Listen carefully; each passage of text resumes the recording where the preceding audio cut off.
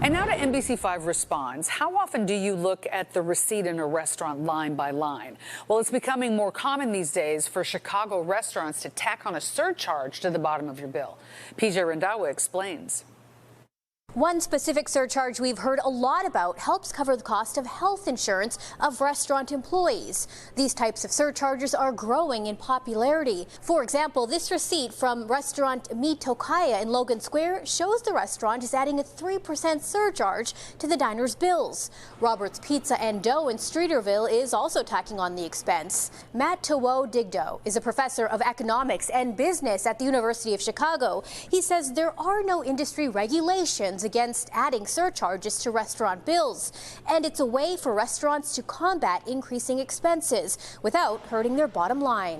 I think it's worth asking why are we seeing this in restaurants now and not to the same extent in other sectors of the economy? And I think the simple answer is simply that when the pandemic economy recovered after the reopening, some of the sectors that were hit hardest were anything connected to leisure and hospitality and healthcare. Those sectors were hit very hard. It was hard to get workers to come back to work in those sectors. And as a result, wages for those workers started to go up a lot. And so I think if you think about this from the restaurant's perspective, they're trying to retain their workforce. They're trying to hire workers.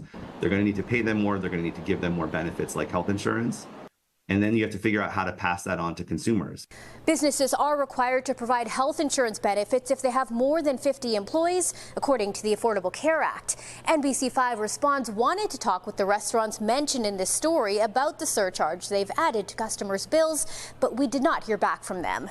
PJ Randhawa, NBC5 Responds.